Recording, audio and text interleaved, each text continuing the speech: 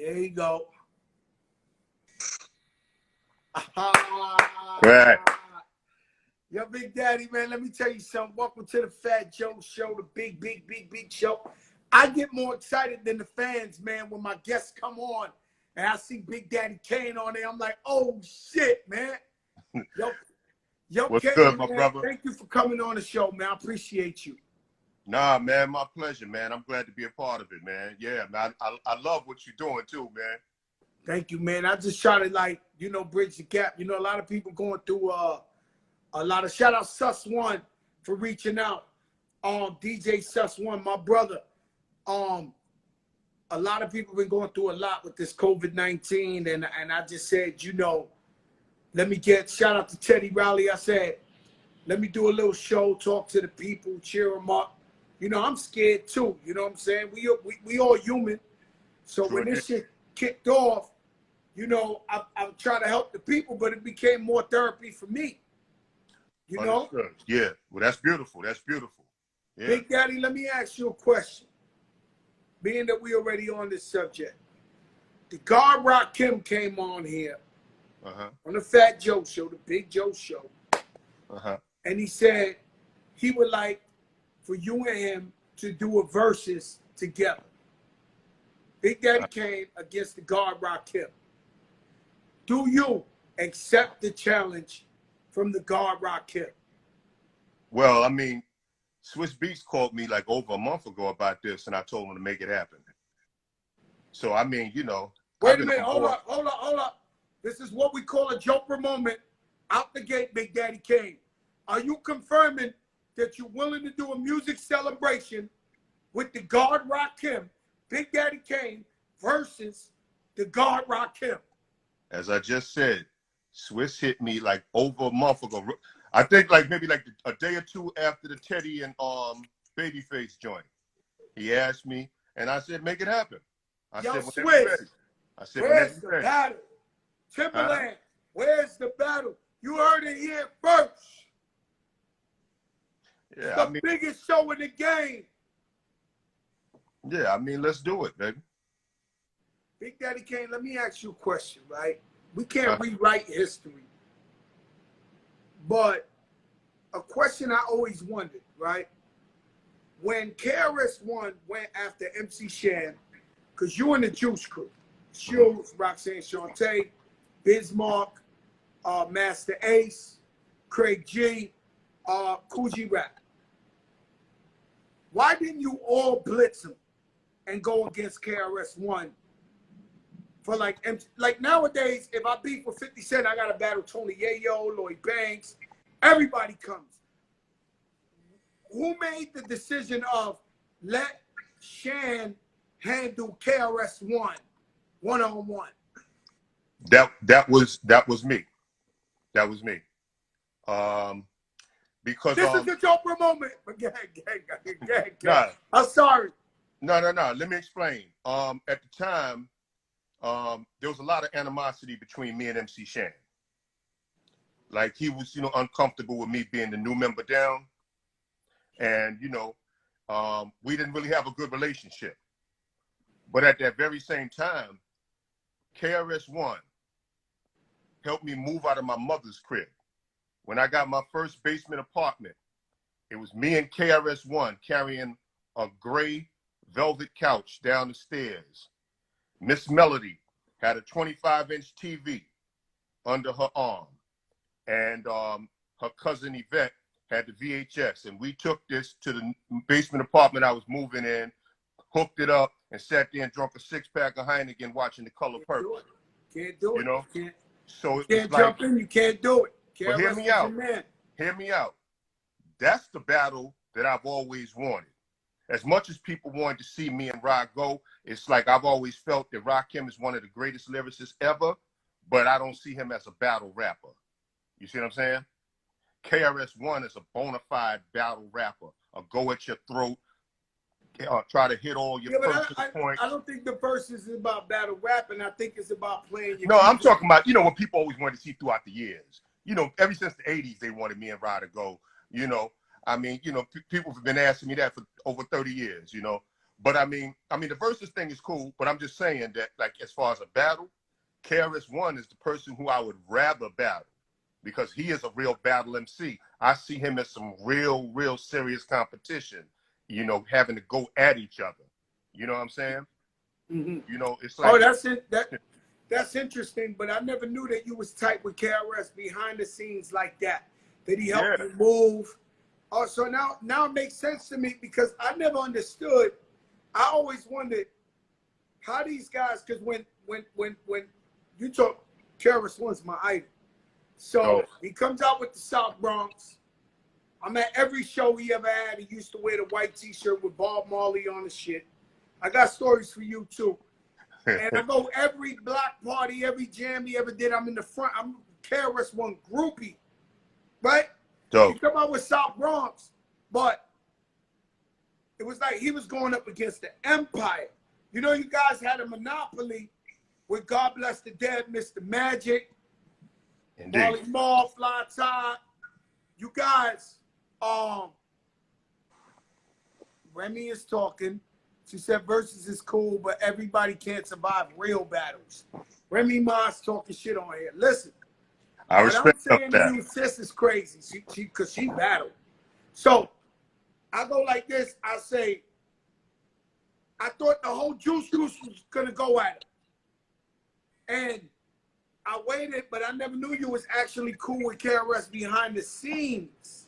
Yeah. So that's why I thought KRS ain't have a chance. And then he come with the Bridges Over, and it's just him and Shan, and we know how that went. Indeed. I mean, when Bridges Over dropped, that's when Fly Ty came to me and said, yo, I need you to end this, but don't tell Shan.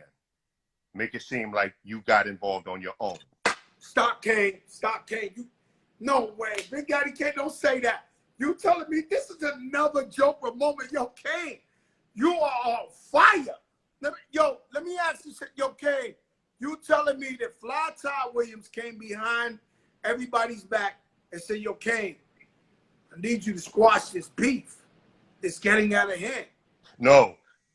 He asked me to go crush Chris, not squash the beef. He wanted me to put out a diss against Chris.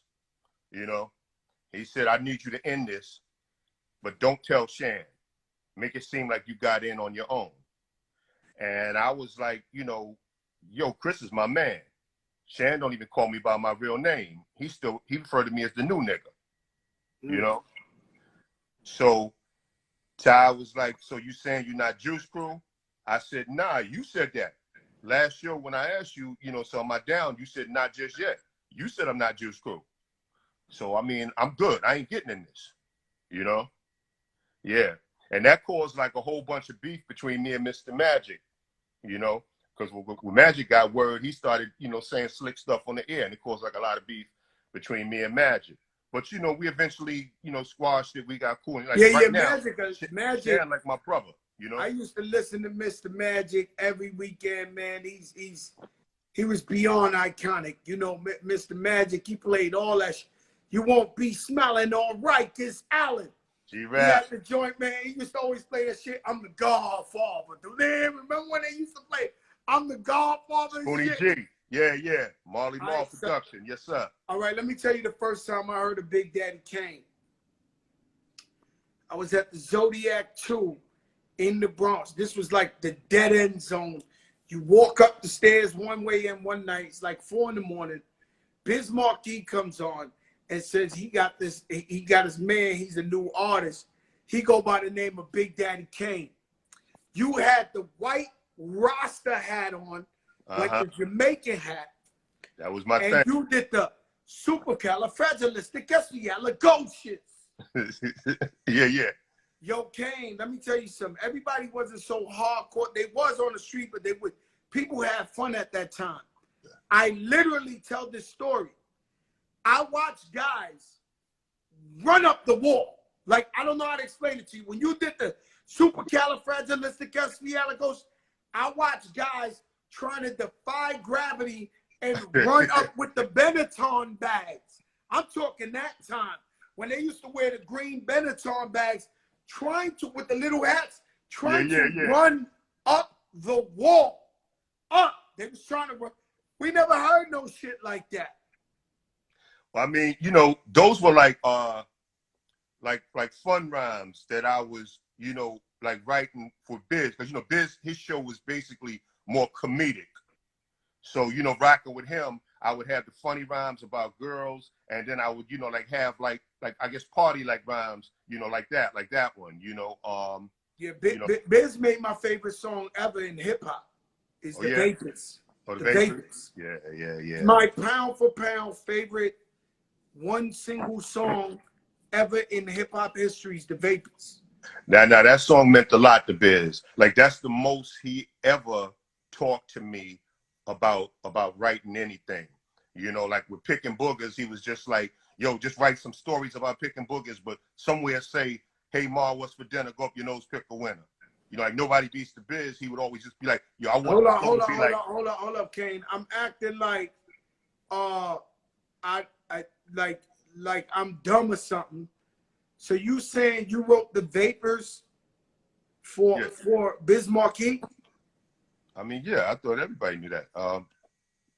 But yeah, but I mean, you know, Biz he would always, you know what I'm saying? You know, like just basically give me the guideline. Like, I want the style like this. So Big Daddy Kane wrote my favorite record in hip hop history. Yeah, I mean, yeah. But I mean, with that one, that was the first time Biz was like, go to Vaughn, talk to Vaughn about, you know, what happened in his life. You know, he'll probably tell you about da-da-da. He was like, yo, remember that story when you was telling me about, you know, person in your family that boom, boom, boom, boom, boom, boom. You should talk about that. That's what you need to write about. That's what you need to talk about, you know? I mean, like, he was on top of me about that one. Like, that one really meant a lot to Biz. A whole lot, yeah. Yeah, the Vapors is my favorite hip hop song of all time. And because I grew up so poor and they would make fun of me. And when I started hustling and started getting my first cars and all that, I would blast the Vapors through my whole block. I go around the block all day like 30 times blasting the Vapors. They caught the Vapors with my seat all the way back. They caught the Vapors. And then the Vapors. Yes, sir. And then, you know, we can switch it up. Now. Yeah, and talk about my guys. And Smooth Operator. I don't want to talk bad in front of the kids because we mature now, but Smooth Operator influenced me to hit the streets and get money. You know, because you had all this jury on in the video, you shooting that pool, and I was like, yo, I need the jewels, man. I need the Dapper Dan. I need the jewels. I need all that shit. So, you know, I'm not going to lie, you know, because I always say hip-hop's entertainment. I always say, tell the kids, don't live after. If I say rob a liquor store, don't go rob a liquor store. But that record influenced me to get on my grind in them streets. Well, I mean, I'm not quite sure what the hell I said to know to make a brother want hustle, but I mean, but I'm glad you're here though. I'm glad you're here, baby. You know, I'm glad I'm real here. For real. Trust me. Shout out to Emmanuel Lewis Webster. He's on the check-in. He sends his love. Manny is my dude. I love him, man. I love Manny. You know, he sent me some cakes. I'm on a diet, but his people sent me some rosemary cakes. He sent me some cakes.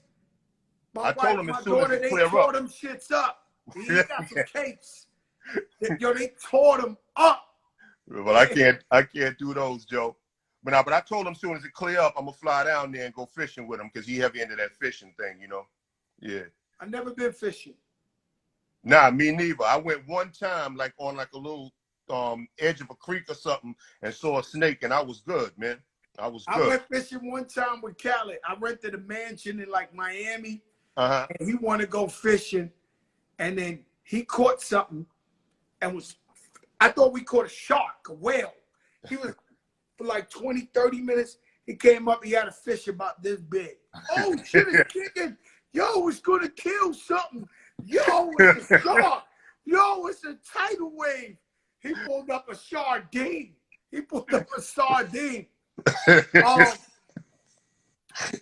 I was in a club, I believe it was Studio 54 or Roseland, because you know they used to be next to each other.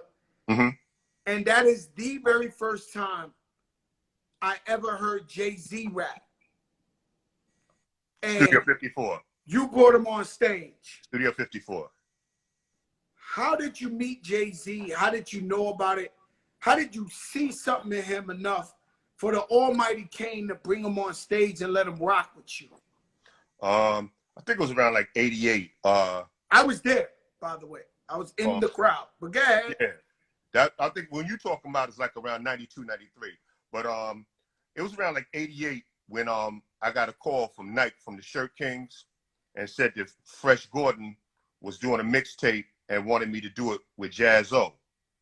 So I came through, you know, to do this tape with Jaz-O. And Jazz asked me, he said, yo, can my man spit? And I was like, I don't care. So Jazz put his man Jay-Z on. So after we did it and we riding back home, like Nike was like, yo, we really want you to work with Jazz, you know, for him to get a new deal. And I was like, you know, honestly, I kind of like the light-skinned motherfucker better, man. You know, can I work with him? And me and Jay-Z ended up connecting that way. And I used to, you know, take him in the studio and we was recording songs, trying to shop them to different labels to get him a deal. I want to say this was like around like 90, 91, 92. And then when I went on tour with Patti LaBelle and I saw like, you know, she was doing like 3 or 4 outfit changes during the show. I'm like, I ain't never seen no shit like this in hip hop, you know? So when I came back off the road with her and went out on my own tour, I called Jay-Z, called Positive K, and was like, yo, I want y'all to come on tour with me. I got an idea. So I come out, do half my show in one outfit, then call out Jay-Z and Positive K and let them rhyme on the mic while I'm in the back changing clothes. And then I come back in a different outfit and finish the show. So, you know, dude had been out on tour with me and we've been in the studio a lot. But I mean, you know, in all honesty, Joe, it's like had what we was doing work for Jay, I don't think Jay would be where he is today. Because that's when Jay was doing that fast rapping stuff. You know? Yeah. But so he wasn't doing what he's doing today. So, I mean, I think his career would have been a lot different if those songs would have came out. I'm glad they didn't, and what he did it his way, because that's what made him the man he is today, you know? Yeah, that Reasonable Doubt, man. I think what Jay-Z did was, prior to Jay-Z, hip-hop was always hip-hop. It was talking real shit, but he captured his life in real time. And so, like, he was explaining the shit we was going through in the street, in the hood, but right on time.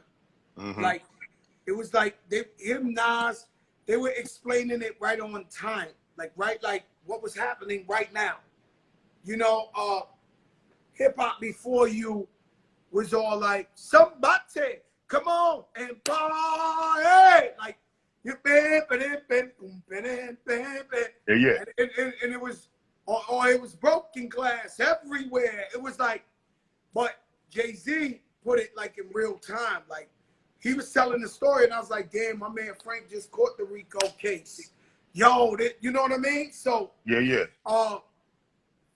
Shouts out to him. Do you ever connect? Do you ever talk to each other these days? I haven't spoken to Jay in a good while, but you know, every once in a blue moon, you know, I might get a phone call, you know. Yeah. I'm sure he loves you, man. He's helped me a lot. You know what I'm saying? He's helped me a lot. You know, I'm signed to Rock Nation. He's a beautiful guy, man. But I remember seeing him first with you before anybody. I seen him on stage with you, and that's like one of my moments in my life. It's like, but let's get to. I was at the Apollo, and you coming down off the sky on a swing with a fucking Greek toga suit on. What was? No, I had all white. The girls had on the toga suit. They had the toga. You had the all girls white. had I'm in the toga crowd, Kane. What made you think of that coming off the sky? That was actually Fly Tie, a whole idea. That was Fly Ty's whole idea. Yeah. Yeah. He ran it by me. I'm like, dope. Yo, that was so crazy, Kane. Yeah, yeah, that was Ty's idea, and it came off. I was happy, you know. But I mean, I can't take no credit. I never forgot it the rest of my life. It came. It was legendary. It was beyond. And then I was there when Biz slid out the nose. Yeah, yeah, the big nose that had the boogers falling out, The and then all of a sudden Biz drops out later. Yeah, Yo, yeah. That shit crazy. Also Slick Rick represent. Shout out Slick Rick. I remember one time I seen him somewhere in Manhattan. I think it was Club Muse or something. And he did the whole show sitting on a throne.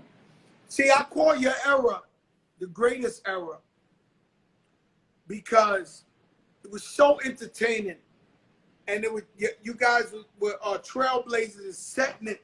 It wasn't like you was trying to be somebody else. It's like y'all was setting it musically, stage performance wise. Like y'all set the blueprint, and then we took the baton from there. That's why I can never call the Jay-Z, Nas, Cameron, Big Pun, Fat Joe era. I can't call it better than the Salt Peppers, the Slick Ricks, the Heavy D's, you guys. I love your era more than any other era.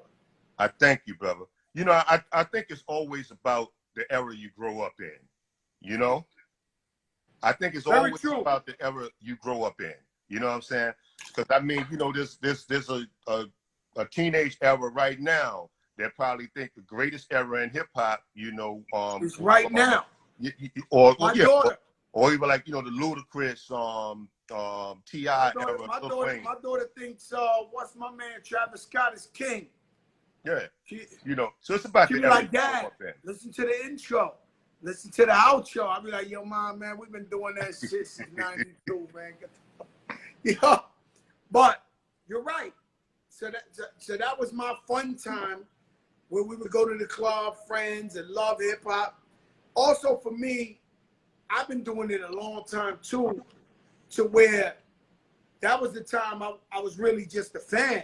Like, you know, like I would watch on dream of being an artist. You know, so then also, Big Pun, you and Coogee Rap were his favorite rappers ever. I know he told you that in your face in North Carolina, right?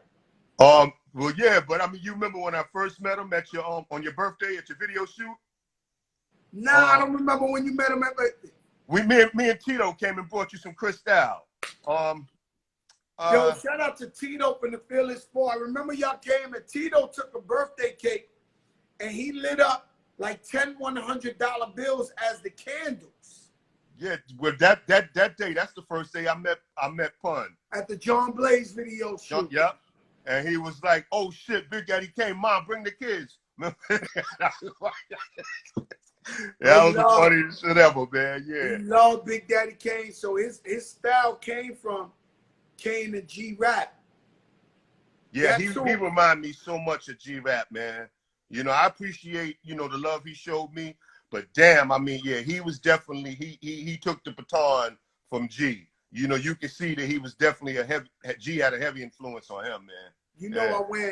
I went to G-Rap and Nas, and I took Pun when I first discovered him, and I said, it's important for y'all, I want y'all to hear my guy. So, you know, he's the fatter Puerto Rican kid. And he starts spitting, and I see Nas and G-Rap face. They like, G-Rap was like, no, Joe. This the one. This the guy, Joe. This the guy. And I was like, yo, he look up to you, G. He was like, yo, this the guy. I'll just say it to complete the cycle. I remember when we was at the funeral, Big Pun's funeral. Mm-hmm. Coogee Rap came to see him. And I just broke down in tears and just, I was like, yo, Pun, your idol's here. You know what I'm saying? Because I know how much I love KRS, how much I love LL Cool J. I love all you guys, but, you know, those are like the guys I got the poster on the wall. Understood. And so just to see Coogee Rap come through. That's beautiful. It was deep. You know what I'm saying? No, I can dig it, baby. Yeah.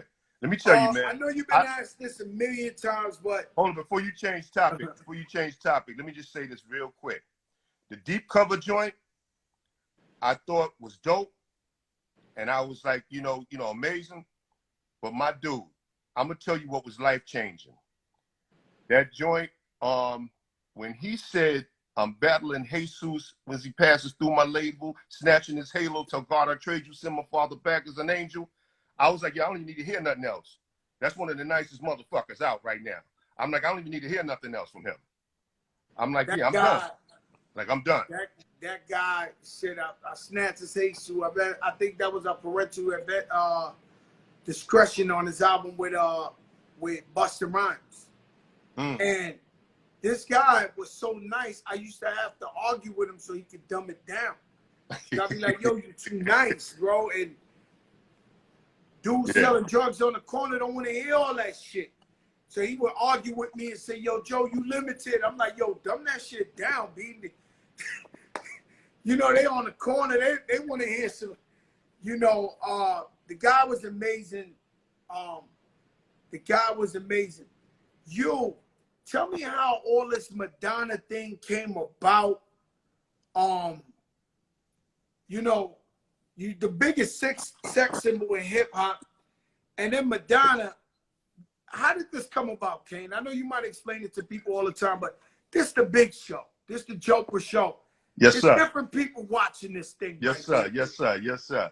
Now, Warner Brothers sent me, Madonna, and Color Me Bad on a promotional tour, visiting kids in the hospital, and we were going to different hospitals, just visiting kids that were sick and stuff. But they were mainly like, upscale, hospital, you know what I'm saying? The bougie joints. So, the little kids didn't really know who the hell I was. It wasn't like the hospital the Joker dropped the gun on in the movie The Joker. You seen your man drop the gun. Yeah, nah. Like this is that real bougie shit, So anyway, the kids didn't really know who I was. And Madonna's talking to the kids at one of the hospitals like, you know who that is? That's Big Daddy Kane. He's a famous rapper. Let me hear you say, ain't no half. And I'm like, wow, Madonna know my shit.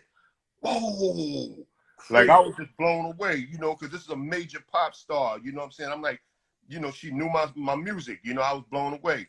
So afterwards, I'm like, hey, thanks, for the assist. I truly appreciate that, And she was like, nah. And then she told me, like, yeah, I'm about to do this book, Yo, Kane, how the hospital with the little kids turned into the porno joint? Like, I'm telling you, she said, she about to do this book, and it's gonna be photographs, and she think that I'm attractive. She'd like to have me in it, and I was like, I would be honored, And she was like, well, it's gonna be like pretty much nude photos. I was like, well, shit, even better. Let's do it, And yeah, that's how it came about. Yeah. Yo, so did you ever have a relationship with Madonna, or it was just a photo shoot? Nah, it was just a photo shoot. That's all. Like, she was a sweetheart, down-to-earth person that showed so much love. And, I mean, we had so much fun on the set. And then after that, I went back to my room. How about Kiki Shepard, man? We used to look at Kiki Shepard like, damn. Yeah, I'm still wondering where that rumor came from. Like, I honestly did not know Kiki Shepard. I mean, other than seeing her at the Apollo saying hi. So basically, when you say to me, Kane, that you wasn't like one of these horny young rappers that be running around, running down on anything. You was just like. I didn't say that. I'm just saying that nothing happened between me and Kiki Shepard. I didn't know her. I didn't know Kiki Shepard. It was like when I started hearing these rumors, I'm like, when the hell? I'm like, I don't know Kiki Shepard, Let me ask you a question, Big Daddy Kane, because as a fan, I always thought, this is a Joker moment, guys. I always thought when they started the nasty rumor about you having AIDS, I felt like that was competition or an enemy who spreaded that rumor to slow you down because you was killing the game too much. More than likely. Is there any truth to that? Have you ever got to the bottom of that, or it just something that happened? I don't know where it came from, but I mean, that's when the Kiki Shepard thing came about. Because the first thing I heard was, I got it from her. And I'm like, I don't even know this woman. You know what I'm saying? Then I heard, you know, some other stuff. Like, it was just crazy stuff people were saying. And I'm just like, wow. You gotta imagine, you know? it was like viral before viral. That shit was just viral. But Joe, here's the crazy thing. At that very same time, that's when everybody was saying that Rakim is in jail. That's when everybody was saying that Jam Master Jay got killed. Jay was still alive. And I'm sitting there like, yo, you see Jay, you know he ain't dead. You see Rakim, you know he ain't in jail. You see me, that don't mean shit. I could still have it. You know what I'm saying? I'm like, damn, they gave me the worst fucking rumor ever. Like, why couldn't I be the one that's dead or in jail? And they did that, and the enemy did that to you. And and it was well calculated. They must have ran with the fucking publicists and everything, because they had that shit everywhere. How about it was in magazines and everything, yeah. How about Scoop and Scrap Lover? What about them? They're possibly the best hip hop dancers ever. Oh, no, also, Heavy D and the Boys. But Scoop and Scrap Lover, they was as famous as you being dancers. Yeah. I saw something. I ain't gonna throw nobody under the bus, but I remember one night at a club, I saw the security hold another established artist back so the Scoop and Scrap could come in the club. And I was just standing there like watching. They did. You might as well call that shit when they go 8+ or, you know, Big Daddy Kane and group. Like, them motherfuckers was the group. Like, anywhere I saw them, because I never could see Kane, I'd be like, oh shit, Scoop and Scrap Lover. Same thing with shout out to the Boys, Heavy D and the Boys. The Boys, they were famous too at that time too, doing them dances. T-Roy and G-Wiz, yes sir, yeah. Oh yeah. Man, so Kane, let's get to Madison Square Garden. I'm in the crowd. Yo, Kane, you told me to talk about this shit. Yo, Kane, don't do that to me, man. No. Go ahead, brother. I had Roy Jones up here yesterday talking about where he came to knock me out. A Fat Joe talk about everything. I'm transparent, right? Go ahead. I'm at the Budweiser Superfest, right? What was it? 1993. Budweiser Superfest. Budweiser Superfest, yeah. You the headliner. I'm sitting in the crowd just being a fan, minding my business. Flow Joke, my first single's like #1. All of a sudden, the crowd starts going crazy, like pandemonium. And I look to the side, it's Tupac from Juice and Notorious B.I.G. Biggie Smalls at the time. So they walking. Tupac see me. It's like, oh shit, yo, Crack, come on. I wasn't even with him. He called me like, yo, let's go. So I walk with Tupac, with Biggie, right? And we go up on stage. You performing. Then the infamous freestyle. Yo, Kane, you gotta understand this though, my brother, man. You know I love you, Big Daddy Kane. You know that's the infamous freestyle. Like, sometimes people won't even know you were standing next to them at that shit. Like, you passed them the mic. To this day, if people don't know that that's my show. Yeah. I got 7 Mac 11s, about 8 38s, 9 yo. All my niggas in the pen, here we go again. Ain't nothing separating us from a Mac 10 open. Yo, Kane, I was standing right next to them. People don't know that. And I was standing there. Now, I'm going to be honest with you. Just like you said, maybe them Jay-Z records should have came out at the time. I wasn't ready for Tupac and Biggie at the time. Not to follow up what they was doing. But then they passed me the mic so I could go. Flo Joe's #1. Big Daddy Kane said, yo, hold up. Fat Joe, my brother, what's up? Yo, we ain't got no time. No more. No, listen. I saw you on stage. I saw you when you was ready to go. And I wanted you to rhyme. I honestly did, because I knew who you was. You know what I'm saying? And I wanted you to go, you know. But it was like, you know, we had a set time. And because of that freestyle, we was almost over my time. Because I wasn't doing that every night of the tour. You know what I'm saying? I was just sticking to the straight show. Because we took like an extra 10 minutes for everybody. Because remember, it wasn't just Pac and Biggie. It was Shaheem from Wu-Tang. Scoob Lover. I even want to say Positive K, maybe. I think Positive K rhymed too. But it was like we went so many over. It went too far. Right when you got ready to rhyme. Let me tell you something. Hold on, give me a second. Right when you got ready to rhyme, that's when they came and was like 5 minutes. And I still hadn't done half of that. Kane, they didn't know that was Fat Joe. They didn't know that was Lean Back Fat Joe. they didn't know that was that yo Kane. They wasn't going to pay an extra $20,000 for me to go 10 minutes over. They thought that was the fat guy who got lucky with Flo Joe. They didn't know that was Fat Joe, not the living legend. Yo, Kane. I said to myself, Kane, I said, man, and I know you, I never said Kane hated on me. I just was like, yo, I could have been on that, right? You know. No, I wish you could have. And sometimes I say the story and people think I'm lying. When I was like, yo, I was standing right next to Pac and Big when they said this and that, people think I'm lying. Sometimes I say stories, Kane, they think I'm a liar. No, on the thing with you and Papoose, somebody said that on there. And I jumped on there and said, no, Joe telling the truth. That's exactly what happened, you know?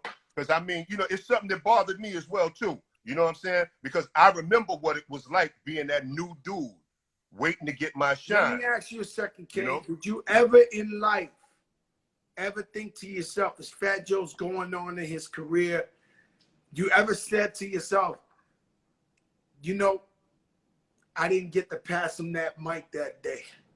I said it to you. You remember years ago? Years ago, I saw you somewhere, and I said to you, I said, yo, I still owe you one, man. I ain't forget about the garden. I still owe you one. You don't remember? I said, yo, Kane, let me tell you something about that story.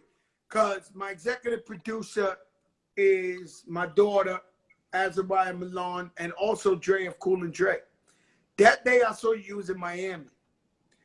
I leaned back, was #1 in America. I'm feeling myself. I got the sky blue Phantom outside, bunch of jewelry, big entourage, and I see you in the restaurant. In my eyes and in my world, I bigged you up on another level. So I'm like, yo, Kane, I remember I saw you in front of Apollo with the wide body kit Benz. You had the step there and shit on. You was like, yeah, Joe, you was calm. You was like, you know, you was an OG at the moment. You was like, yeah. I was like, nah, Kane, you came down the swing with the two girls and I'm bigging you up so much. And in my mind, I'm bigging you up on another level. But when we left, my brother Dre, he's on here. My brother Dre said, yo, you was trying to play Big Daddy Kane? I said, what do you mean, Dre? He was like, nah, because you was telling him you remember. Like, I was like, no, I worship Big Daddy Kane. Like, he made me feel like I was funny style with you or something like that. Nah, not at all. You ain't take it like that, right? Nah, not at all. Not at all. Okay, listen, Big Daddy Kane. We already got a versus battle going between you and Rakim. Heard it first here. You have a new song with Chuck D. Chuck Deep in here. Yeah. Tell me about this new song, Kane. It's called Enough.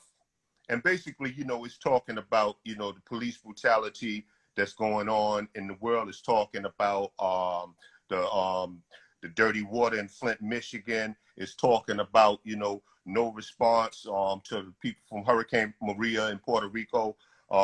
You know, just basically talking about stuff that's going on in the world. And I thank Chuck D for being a part and Lauren Oden for singing the hook. And, you know, I just really wanted to address the issue. Who sung the hook? Lauren Oden, the brother that sings with Adrian Young on Black Dynamite. All right. I know who he is. Yeah. Shout out to Eric B. Eric B is in the comments. You know, he's my the godfather of this show.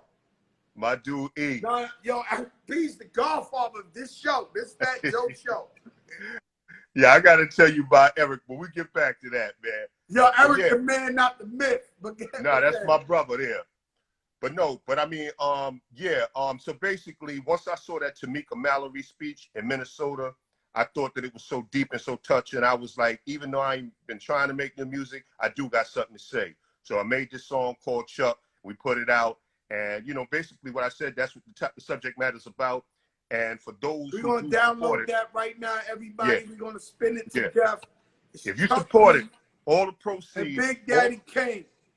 But look at all the proceeds go to Tamika Mallory's foundation Until Freedom. You know, I'm not making no money. Let me ask you a question, Big Daddy Kane. Go for it. You was one of the first guys to move out of New York. I'm not going to say where you live, but live quietly. Calculated, like, you know, we could get in trouble in New York or whatever. It was like premeditated. Like, so, you know, I moved to Miami because I got so powerful in New York. You know, that one day I was looking at my guys, and my guys were all guys who did 20 years in jail. And I said, God forbid somebody throws a popcorn at me. These people are going to kill the whole Madison Square Garden. I had to move to Miami to just be nice, right? Got you. Was that one of the reasons why did you move out of town so early? And you obviously love it. You stood there. You was ahead of your time with that. Well, I mean, you know, for one, New York was changing a whole lot. You know, where it's not the same New York I grew up in. You know what I'm saying? As I'm getting older and more mature, it's like I'm not trying to hit the clubs every night. You see what I'm saying? And the people that I'm cool with, that I rock with, I'm like, you know, I go over, you know, my man's spot, or, you know, had them come over my spot. You know, cats was, you know, getting locked up. Cats was, getting murdered. You know, I lost a lot of people that I really, you know, messed with in that small circle. So it just wasn't, you know, it just wasn't. New York wasn't the same New York anymore, you know? Like even like my 32-year-old right now, he was younger then. I couldn't take him to the Deuce and show him the Kung Fu theaters. Nah, you know what I'm saying? I couldn't do that. You know what I'm saying? My daughter sees pictures of that shit. She sees pictures of a car, an old school car, like let's say an Impala broke down on 42nd Street with the smoke coming out the radiator. She's like, yo, Dad, what is this? This looks cool. I'm like, yeah, this is the fucking car I grew up in. Yeah, real spill. Real spill.